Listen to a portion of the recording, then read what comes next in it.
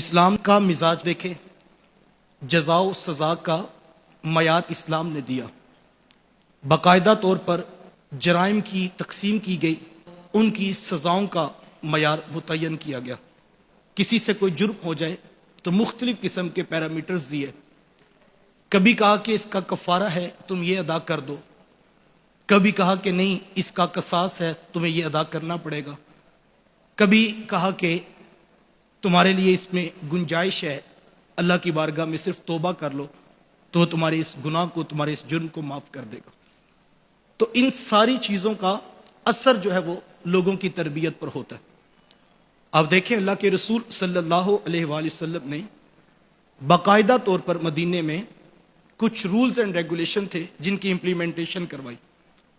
اس سے بڑی اور کیا مثال ہو سکتی ہے کہ جس وقت فاطمہ مخزومیہ نامی عورت نے چوری کر لی تو ایک شخص میرے حضور کے پاس سفارش لے کر آیا اور اس نے کہا کہ یہ بڑے خاندان کی عورت ہے، اگر اس کے بھی ہاتھ کاٹے گئے تو معاشرے میں خاندان کی بڑی رسوائی ہوگی، لہٰذا اس کے لیے سزا میں کوئی تخفیف کر دی جائے۔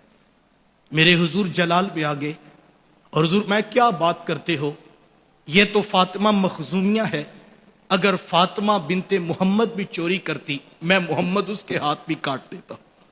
یہ ہے اسلام کا مزاج، اور اسلام نے کبھی اس کے اوپر کمپرومائز نہیں کیا۔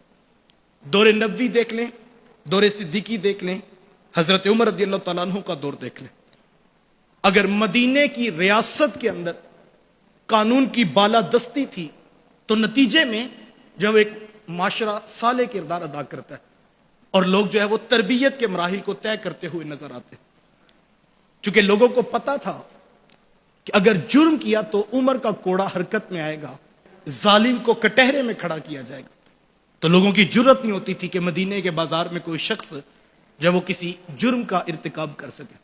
حضرت عمر رضی اللہ تعالیٰ نے باقاعدہ پورے رولز اینڈ ریگولیشن ان کی اناؤنسمنٹ کی ہوئی تھی کہ جب تک تاجر اسلامی اصول تجارت نہیں سیکھ لیتا ہم اس کو اجازت نہیں دیتے وہ ہمارے مدینے کی منڈی میں آ کے کاروبار کرے۔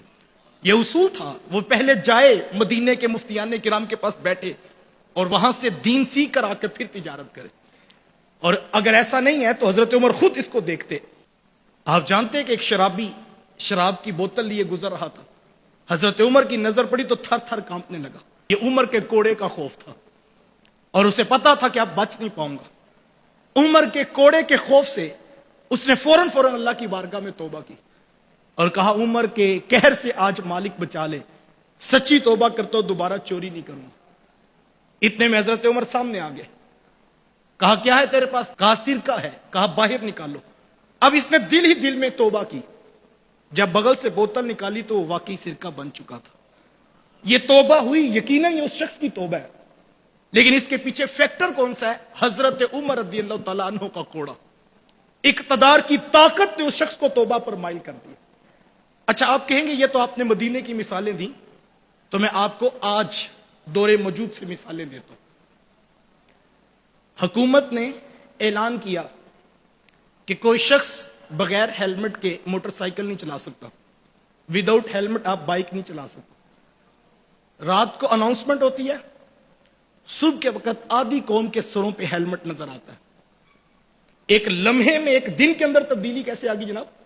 یہ قانون کی طاقت تھی، لیکن دیکھا کہ ابھی بھی لوگ سستی کا شکار ہے۔ پیٹرول پمپ پہ بینرز اویزاں کر دیے، جس کے پاس ہیلمٹ نہیں اس کو پیٹرول نہیں ملے گا۔ قانون کو اور سخت کیا جا رہا ہے، کیوں کہ حکومت چاہتی ہے کہ بائک چلانے والے کے سر پہ ہیلمٹ ہو۔ ایک اور مثال دیکھیے، روڈ پر آپ جا رہے ہیں، لمیٹیشنز لکھی ہیں 120 کلومیٹر پر آور سے زیادہ سپیڈ نہیں ہونی چاہیے۔ کیمرہ نصب ہے، میری گاڑی ہے، میں اپنی ذاتی مرضی سے چلانا چاہتا ہوں، لیکن قانون حرکت میں آتا ہے، وہ مجھے 129 کی سپیڈ کراس نہیں کرنے دیتا، اور جیسے میں اس سے کراس کرتا ہوں تو مجھے ہاتھ میں چٹ پکڑائی جاتی، جناب آپ اوور سپیڈ جا رہے تھے۔ میں خاموشی سے وہ جرمانہ بھرتا ہوں، کیوں؟ قانون حرکت میں آتا ہے۔ کسی دور میں آپ کو یاد ہوگا بارات رات کے 2-3 بجے آتی تھی اور لوگ پریشان ہوتے، بڑی تاکید کے باوجود بھی 2-3 بجے تک شادی کا فنکشن کلوز نہیں ہوتا۔ حکومت اناؤنسمنٹ کرتی ہے کہ شادی ہال کی لائٹس 10 بجے آف ہو جانی چاہیے. حضور والا میری بیٹی کی شادی ہے, میرا اپنا ذاتی فنکشن ہے, اناؤنسمنٹ ہے 10 بجے لائٹ آف ہو جائے گی. حکومت چاہے تو میرے پرسنل پروگرام کی لائٹ 10 بجے آف کروا دیتی ہے.